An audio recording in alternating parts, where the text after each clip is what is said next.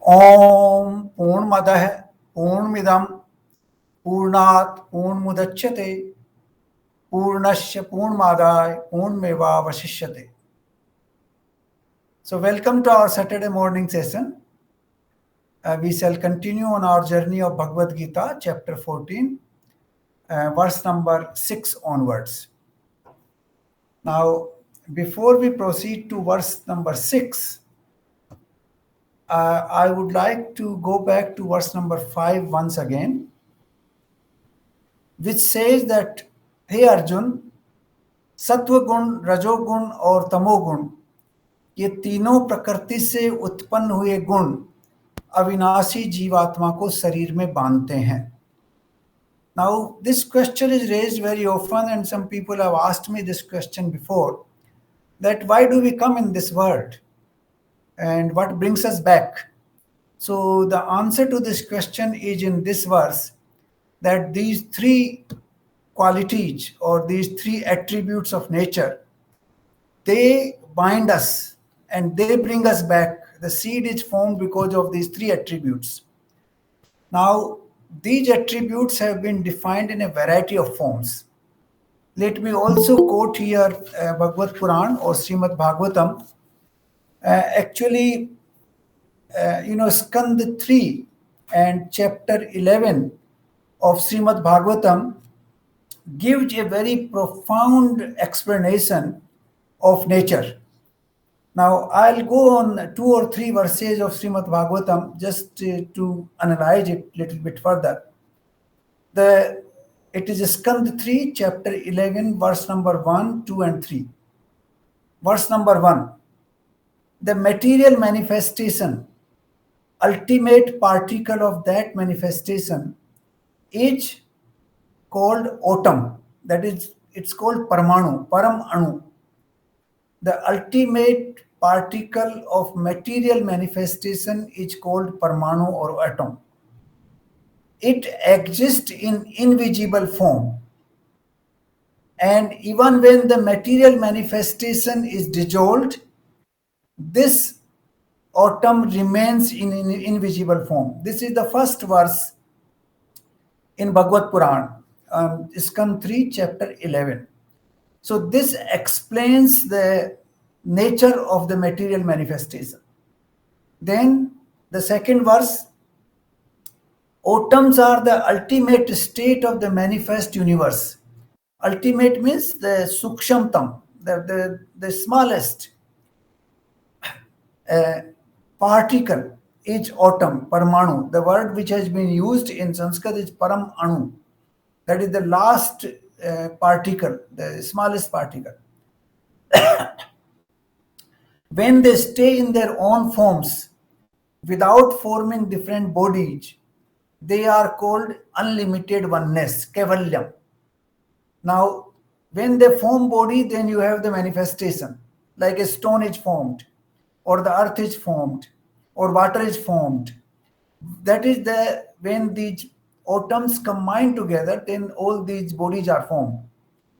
When these bodies are not formed, when they are not combined together, then they are called Kaivalyam. Now that particular state is non-manifest state of nature, which cannot be explained or cannot be understood with our sense organs. Then I'll take one more verse from there. Thus, one can estimate time by measuring the movement of atomic combination or bodies. Now the time and nature, they have been connected here. How do you measure time? The atomic time starts with the combination of these atoms. When these atoms combine together, the time taken by their different combinations is the beginning of time, and that is atomic time. So this is how the material manifestation and time starts.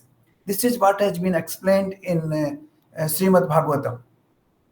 The time is the potency of Brahma, who controls all physical movement, although he is not visible in the physical form. Now this is the third verse. So you see how deep our science was even at that time when these Puranas were written, more than 5,000 years back in time, they had analyzed the atomic particles, and they had worked out how they combine together to form the material existence. So this is what I wanted to explain. Now there are some other explanations which I want to give you before we go on verse number 6. Now if we look at the modern science, in the modern science, if you divide the atom, it breaks into three particles: proton, neutron, and electron. Now, exactly the same way, when you break the particle in the ancient Indian sense, then it breaks into Rajogun, Tamogun, and Sattvagun. So this is also the names are different, but the breaking of an atom breaks into three different attributes, and these attributes bind the atom together. This is what was explained in Bhagavad Puran, and this is what has been explained in Bhagavad Gita.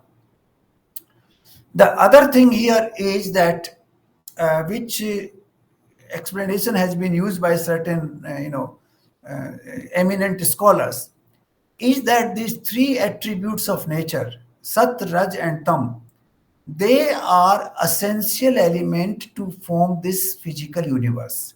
Why? The essential because the Rajogun, the Raj part of the attribute, provides motion to the physical world, provides activity, provides what you call energy, moves the energy. Like a person who is walking, running, he is in the Rajogun. That is important. Now, if you are all the time keep running, for example, and there's nothing to stop you, that's what happens once you go, cross the what we call the Gurutvakarsan, or the atmosphere of the earth. Then you are on free float. Nothing can stop you. So that is why this tamogun is needed to create some sort of hurdle to the constant motion. Because if things are constantly moving without hurdle, you cannot run this world. You need motion as well as hurdle. So the tamogun provides hurdle. It provides some sort of, stability in that sense. And rajogun provides motion. So both are needed. And the third sattvagun is the force which does the balancing between the two. You need to balance when to move, when to stop. So the hurdle and motion both are needed, but the balancing is also needed. So that is the third attribute of nature. Like when we run a car, the accelerator provides the motion, the brake provides the hurdle, and the steering and the driver, he balances the both, and therefore we are able to run the car. If one of the three is missing, you cannot run the car properly. If there is only motion, then you cannot stop. You will have, it would be difficult to control anything. You only have brake but no motion, the brake would be useless. Similarly, if there is no balance between the two, the car cannot be run properly. So this is what some scholars have explained, that these three attributes of nature are extremely essential element to run this material universe. This material universe requires motion, it requires hurdle, and it also requires a balance. Some people have actually gone little more or beyond this, and they have linked the three energies of Brahma, Vishnu, and Mahesh also to these three gunas. They say that the energy of Brahma is the one which provides motion, which brings this universe into existence. So that is the first thing which happens, the motion happens. So that is the energy of Rajogun. It is, don't take it, in the literal sense, it's basically an explanation. So the Rajogun of Brahma brings this universe into existence and provides it motion. Then the Tamogun of Shiva actually brings it to an end and cleans up everything. And the Vishnu is the balancing force which maintains this universe by keeping the balance between the motion and the total annihilation. So this is an explanation, but don't have to take it literally. It is basically like the driving of a car. Similarly, the running of this universe requires these three energies, and these three energies have been actually explained in a variety of forms.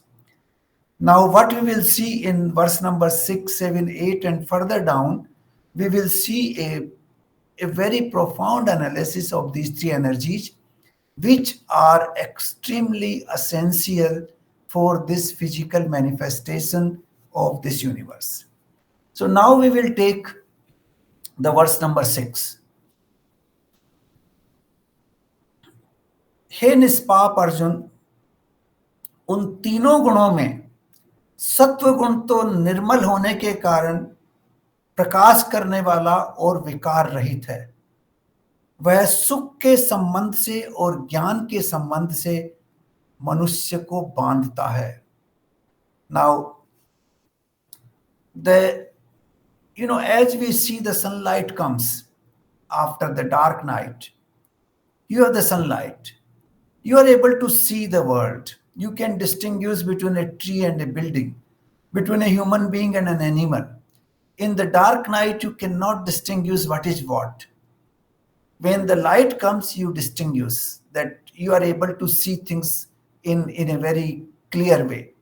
Exactly the same way, the Sattva Gun is prakash karne wala. It gives you that enlightenment, that light, that pragya or vivek, which enables you to distinguish what is what, to see things objectively.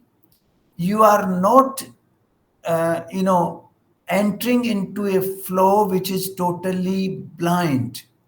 You are able to distinguish this is right, this is wrong, this is black, this is white, this is yellow, this is fast, this is slow, this is a building and this is an animal. All that distinction is possible because of that enlightenment which comes from the Sattva Gun. So Sattva Gun gives us that pragya and vivek, that intellect, the power of intellect, through which we are able to analyze the physical existence in this world with their attributes. So this is one part. Dusra, nirmal. Now, nirmal means it is without any, what you call dirt. It is without any, it has purity. No impurities are there. Now, why purity? Purity is needed to see things properly. The prakash can work only when things are pure. For example, you have dirty water in a lake. Now, even if in the daylight you cannot see what is there in that lake below because the water is dirty. So, if the water is pure, then you can even see the pebbles inside the lake. You can even count the pebbles inside the lake. Of course, if there's no prakash, no light, then you cannot see anything. But even with the help of light, if the water is dirty, water is impure, you cannot see what is inside the lake. So this is the reason. That is why these two things. In our mind, we need purity and we need enlightenment. Purity and enlightenment are the two forces which enables us to take a proper, objective, correct view of the physical existence around us. This is what Sattva Guna does. But these are very good things. Then why it is a force of bondage? Why it binds us? The reason being, the negative part is given in the second part of this verse. Sukh sangen bandhati, Gyan sangen Chanang. Now, Sukh Sangen and Gyan Sangen, the purity and enlightenment, that gives you happiness, it gives you stress free existence, peaceful existence. At the same time, it also gives you good knowledge of the physical world because of these two things. Impurities are not there, light is there. But because of that, you end up having some ego that I am enlightened. I am the person who has knowledge. I am better than the rest. Now, that feeling of ahem, that feeling of ego, that feeling that I am better than the rest, again brings you in the state of bondage. This is the reason why Sattvagun is also considered as part of the bondage leading to our rebirth. So, this is the reason the second part of this verse clearly explains why this happens. So, the Gyan Sangen and Sukh Sangen, these are the two things which gives us, which actually ignites our ego, and that ego becomes the seed of rebirth. So this is first part, verse number 6. So the two very important thing, that unless we have sattva gun, in everybody has all the three gunas, that is very clear. But sattva gun in reasonable quantity, our analysis of the physical world cannot be objective. For it being objective, we need to remove impurities from our mind. We need to remove what we need to have enlightenment. And these two things give us an objective assessment of the world outside. Here, the mind and intellect work together with the help of the Sattva gun, that is Nirmalta and Prakash, both work together. So, this is one. The number two, that is the Rajogun. हे अर्जुन, राग रूप रजोगुण को कामना और आसक्ति से उत्पन्न जान, वह इस जीवात्मा को कर्मों के और उनके फल के संबंध से बांधता है.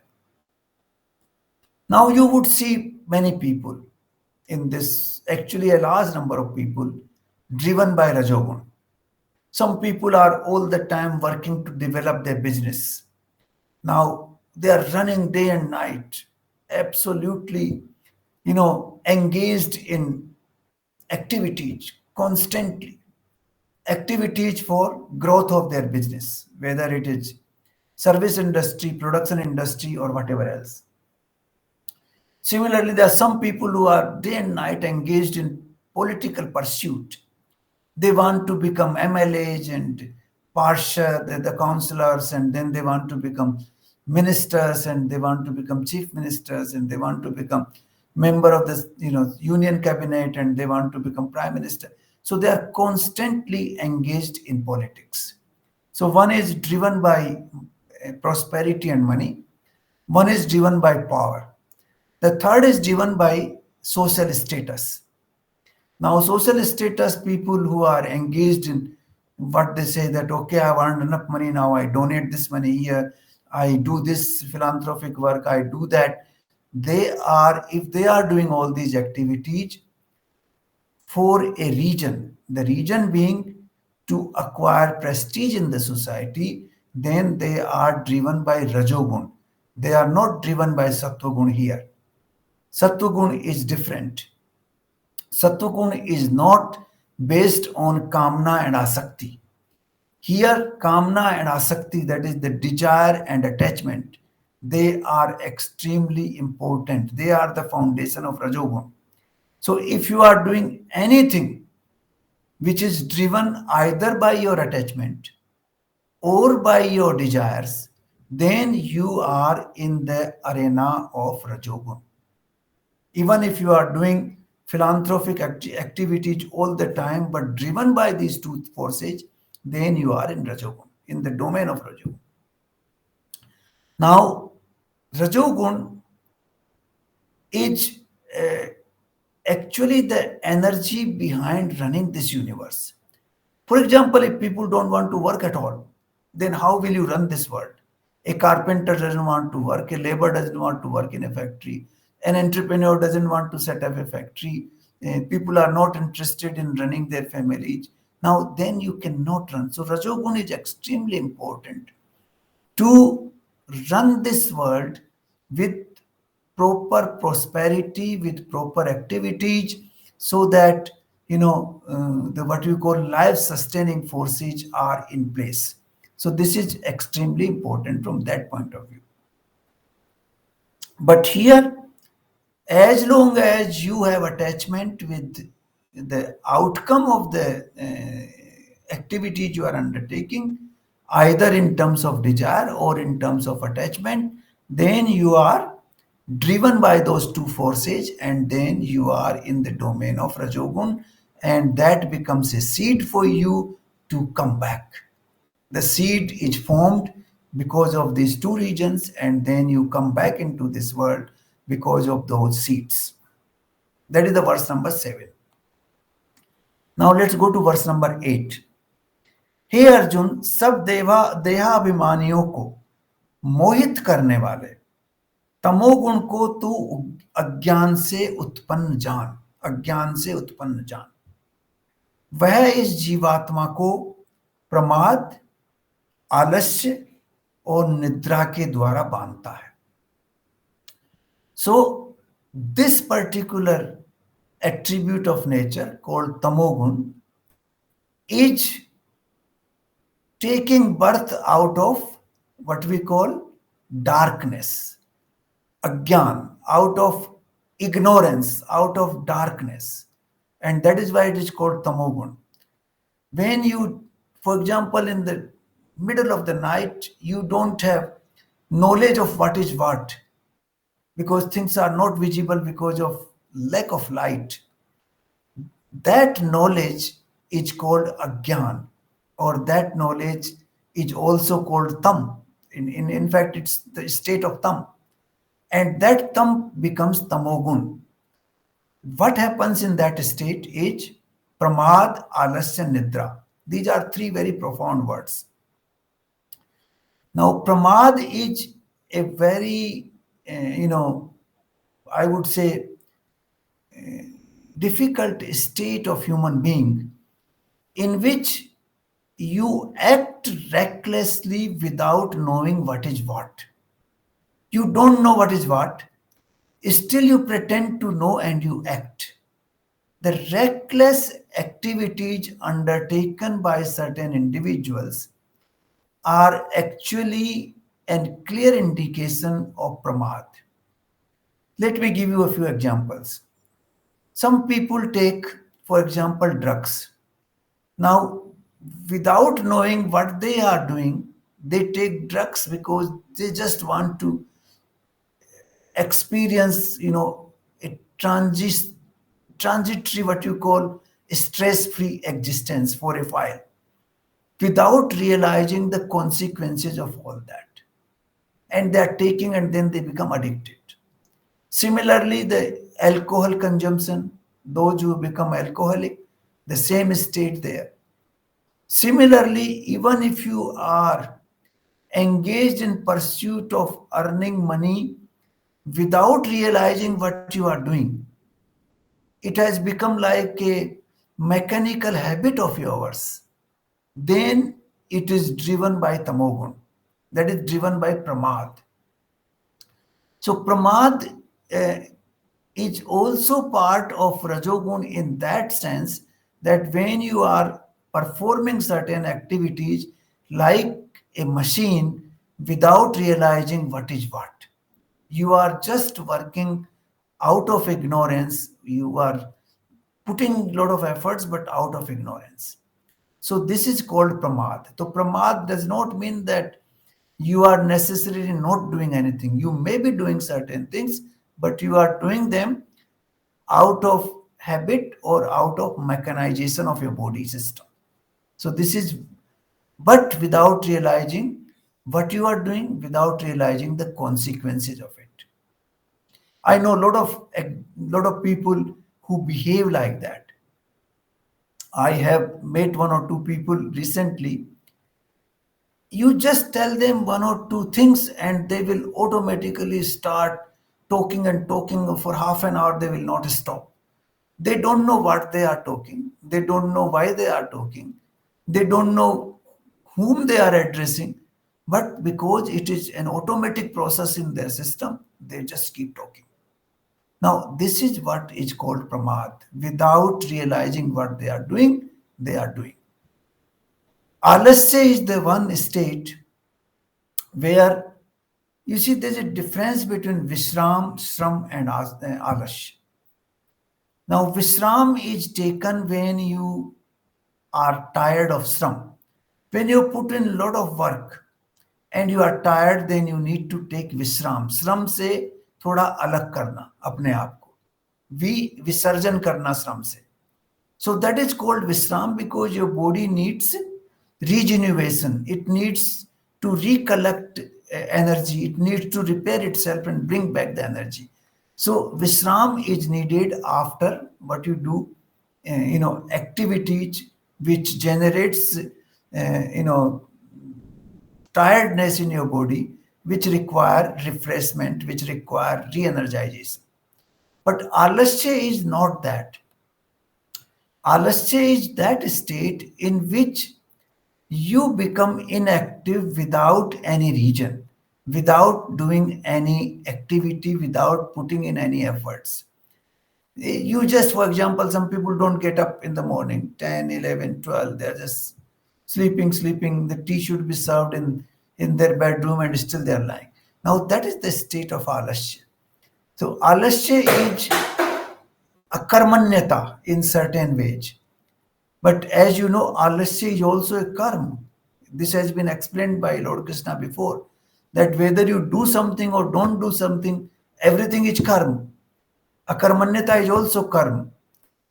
Like somebody calls you, you take the call, that's also karma. If you don't take the call, that's also a karma. Similarly, if you act, it's also karma. If you don't act, that's also karma. So alasya is the one where you refrain from all the activities because of lack of what you call agyan, or lack of knowledge, or because you don't have that pragya and vivek inside you which can guide you properly.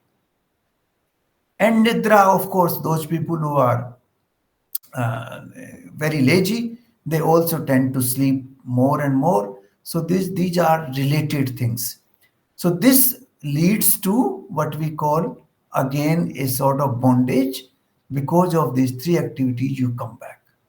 Now we need to understand these three little bit, in proper perspective, all the three once again. The activities which are guided by enlightenment and purity, they are part of the Sattva gun, but those activities can lead you to little bit of ego, and that ego brings you back. So that is what Sattva gun. Rajogun is invariably driven by either by desires or by attachment. You get attached to money or power or sexual desires or prestige in the society, and then those things drive you for more and more action. Then that is rajogun. This we see a large number of people fall into this category, a very very big section of the society. They are driven by desires or by attachment to certain things. So that is another seed which brings you back into this world. And the third seed is a seed of laziness, a seed of total activities in darkness, doing things without knowing what you are doing, either mechanically or out of habits. You are doing certain things without understanding what you are doing. And those activities which again mind you, that is called tamogun. So these are the three gunas which have been explained here. in with their attributes, how they work on human being, and these natures, these are part of the nature. And since the human body and mind and intellect are made of those five elements which we discussed in the previous chapter, these three gunas come into our body, in our senses, in our mind and intellect. Everybody has that, including the most divine and most enlightened person. All of them have all these three gunas. The combination is different. Some people have higher degree of tam, some people have higher degree of sat, some people have higher degree of raj, and that degree ultimately dominates the personality of that individual, which Lord Krishna will explain in the following three verses. Now we will see that. Now, verse number 9. हे अर्जुन, सत्व गुण सुख में लगाता है, रजोगुण कर्म में लगाता है, और तमोगुण को तो ज्ञान को ढक कर प्रमाद में लगाता है. Now this is the summary which he has given. This is how we are, pushed into this world because of the attributes of this nature. We are pushed because of this three. Sattva gun sukh mein lagata hai. We are looking for the happiness, and that is what happens there. And also the ego of knowledge. And rajogun karma, because you are all the time, some people keep working day and night. Particularly, you will see industrialists, you will see the politicians. They keep working day and night, day and night. Sometimes I also feel, how do they get such an energy? They get tremendous energy because of that propensity, because of that attachment, because of that desire to push forward. So this is what their activities are generated by the rajogun.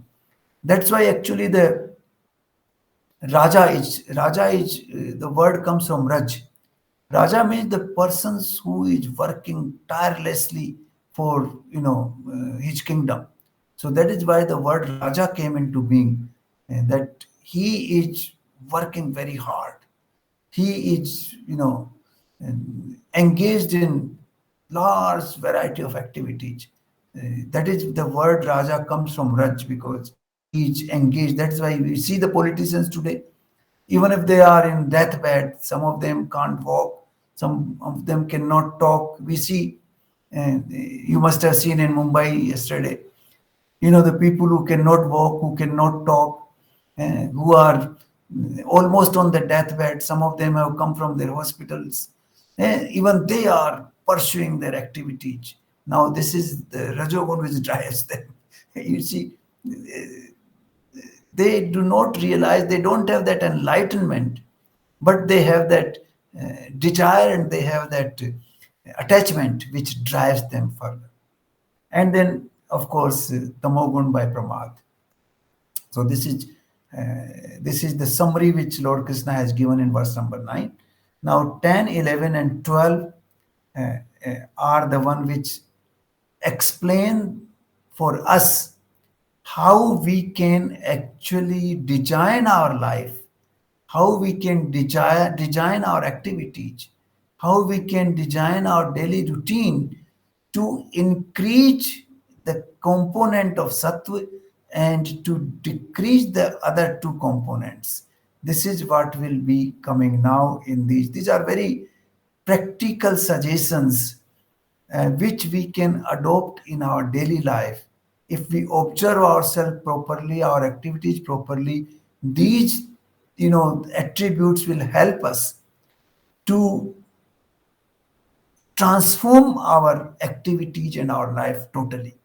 So for those people who want to do sadhana, these six, in fact, this whole chapter is extremely important, because that enables us to identify what I'm doing wrong and what I'm doing right. So now verse number 10.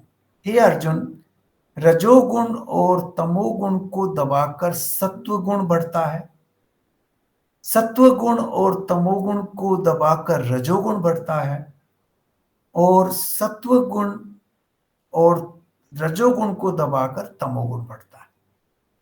So all the three attributes are there in everybody, nobody can escape that. But the growth of each one of them takes place by suppression of the other two.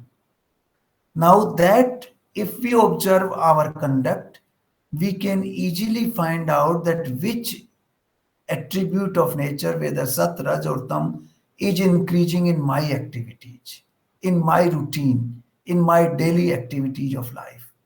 That can be analyzed by looking at the previous three verses.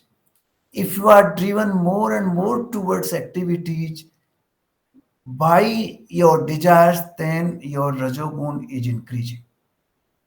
If you are becoming very lazy, you are sleeping very much, you are acting without looking at the consequences, without understanding what you are doing, then rajogun is on the increase. But if you are able to apply your intellect properly, if you are see things objectively, if you can analyze the situation properly, it means that your sattva gun is on the increase. So this verse tells us how we can increase a particular attribute of nature in our constitution. And that increase happens with the help of mind and intellect. We have to apply our mind and intellect judiciously to enhance a particular attribute in our personality. I have done it in my own behavior sometimes, that I realize that sometimes I used to go get angry. Sometimes I behaved recklessly without looking at the consequences or looking at the impact of that interaction. And then slowly I reduced those activities, and I started to be more careful in my individual or personal conduct. How you interact with the others, how you can be pleasant in your behavior, how you can reduce your anger, how you can reduce your reckless behavior, which actually happens when you are angry, or sometimes when you are absolutely indolent in the state of pramad, then it happens. So, those actions which form part of our daily activities can be analyzed and reduced in quantity slowly, but you require attention at that time. Now, to start with, we can start giving attention to things. When we are listening, let us listen. I have seen people, they go to a particular talk, they travel 1 hour to go to that auditorium, and then they sit down there and look at their phone. What they are answering WhatsApp. I tell many of them that why have you come here? You could have done all that WhatsApp messages and conversation on the phone from your home. There's no need for you to travel 1 hour and to come to this auditorium. Now, this is what we call lack of intellect. विवेक का जो discriminatory power है वो नहीं है उनमें. They are acting recklessly. They do not realize that they have come here for a purpose. They have spent so much time. Why not I concentrate on that particular activity? I can do other things later on. So you have to analyze that action properly. I have seen people, they talk, like one person is talking, you see on the TV show every day. The second also talks, the third also talks, without realizing that the two, three people, when they are talking together, nobody is listening anything. Nobody is understanding anything. Now that is called reckless. That is called tamogun, which is very active there. Those people who are driven by sattvagun, they will listen carefully. They will not intervene when somebody else is talking. So that kind of action, we can analyze in our daily conduct. We can regulate. For example, you are driving a car. Now you are not changing the lanes recklessly because you know that it can cause accident. So when you are driving with proper, caution inside yourself, with awareness inside that I am driving and I should drive carefully. When you are parking your vehicle, you should see that I am parking in a place where I do not obstruct anybody or any movement. I do not obstruct, anybody's path. Now, those things are important in our daily conduct. If we start becoming conscious of those, then our sattva gun will keep increasing. For example, when you are eating food, you concentrate on eating and think that what am I eating is going to nourish my body. And what I'm eating is, I suppose, is fresh, it's good, it is not something which is harmful. Then, if this is harmful, you should avoid. So, all that analysis, that vivek, that purity, that enlightenment, that comes from those two words, that is enlightenment, that is prakash, and then purity without nirmal. The word used is nirmal. So that nirmalta and prakash, those two things will lead to our conduct in a more what we call sensitive way, samvedanshilta, that you will be careful that you are not hurting others, you are not violating these rules, you are not uh, unnecessarily creating confusion by using a language which is not good, you are not becoming part of a debate which is leading nowhere. Now, that conduct, that kind of behavior, once we start analyzing ourselves, will slowly, slowly come into existence. And then you would feel that our sattva gun is increasing. So, this is extremely important for us to notice what we are doing, how we are doing, and how we can do that more consciously with nirmalta and prakash, with more, pragya and vivek. Pragya and vivek will guide us to a better conduct inside our family, outside in the society, and as a citizen of the nation. And that will improve your own self. You are not doing any great philanthropic activity by doing all that. It is improving your own self. You are becoming more and more sattvic inside yourself when you give attention to these small things in life. So, this is what is very important. We can increase our sattva gun by doing these things. Every action we analyze and do it in a rightful way, in a correct way, in a way which is, considered uh, enlightening and good for everybody. Like even TV debate, why do we intervene when somebody else is speaking? If two people or three people speak, nobody will listen anything. So that is absolutely necessary to understand and then conduct yourself accordingly. Eh? So very, very small things which actually help us in, you know, correcting our behavior. So that is the verse number 10. Now verse number 11. जिस समय इस देह में तथा अंतःकरण और इंद्रियों में चेतना और विवेक शक्ति उत्पन्न होती है, उस समय ऐसा जानना चाहिए कि सत्व गुण बढ़ रहा है. Now this is what I was trying to explain. This is extremely important. चेतना और विवेक शक्ति जब बढ़ती है, और वो चेतना और विवेक शक्ति जब बढ़ेगी when we start analyzing our actions properly. Like just today morning, I went for an event. It was some inauguration of some, what you call ground laying ceremony of some institution. Now people were pushing each other for photographs there. Everybody wants to be in the photograph. Now that is a reckless behavior. It is either driven by tamogun or driven by rajogun. It is not a sattvic thing. People are, pushing one another and going in front. Now that kind of behavior is not depicting, it is not in accordance to the purpose on for which you have gone there.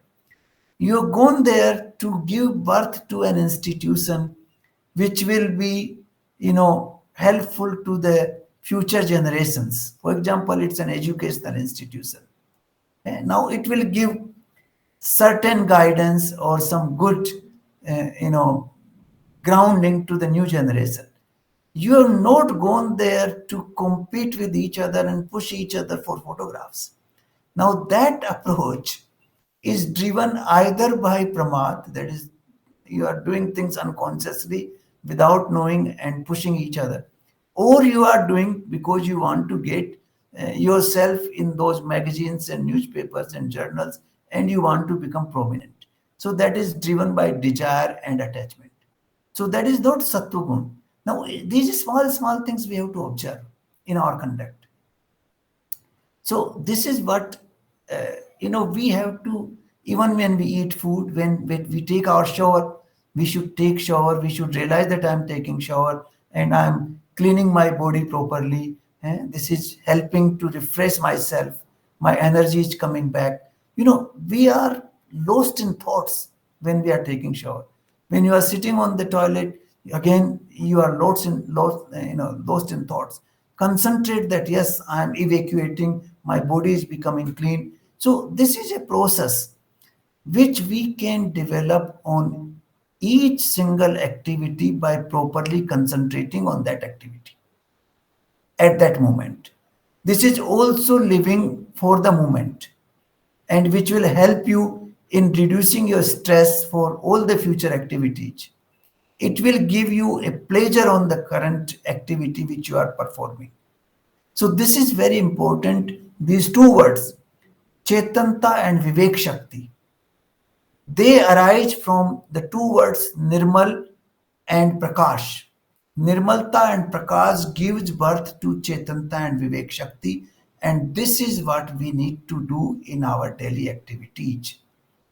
To analyze our actions, to analyze our behavior, to analyze our conduct, and improve it with more and more ingredients of Sattva. The Sattva gun should go up and up. So this is where I would conclude today. And this is a very practical chapter, and therefore we have to look inwards. This chapter tells us that yes, your body, mind, intellect has these three attributes. Everybody does that. We have Sat, Raj, and Tam, and you have the capability to increase Sat, Raj, or Tam depending upon your conduct. And how do we improve that conduct? By analyzing our own behavior on daily basis. On daily basis, if we analyze our behavior and our conduct becomes more and more enlightened, more and more pure, impurities go away, the mechanical process goes away. For example, when we are driving car, we behave mostly mechanically, particularly on the routes on which we drive every day. We behave mechanically. We don't even know where we are. We don't even see, anything on the way because our thought process is somewhere else. So let us concentrate on that activity at that moment so that our Chetanta, our Chaitanya is presently there, and that Chaitanyata will lead to Vivek, will lead to a better decision every single moment, and it will give us pleasure and enjoyment in doing that particular activity. When we eat food with proper consciousness, when we take bath with proper consciousness, when we drive with proper consciousness, when we read a book with proper attention, when we listen to a talk with proper attention, and when we read the newspaper with proper attention, I think our enjoyment will increase, our what we call retention will increase substantially, and we will become more sattvic in our conduct. So I would stop here. If you have any questions, I'll try to answer them. Thank you very much. And then we will continue in our journey of this chapter in the next talk. Thank you.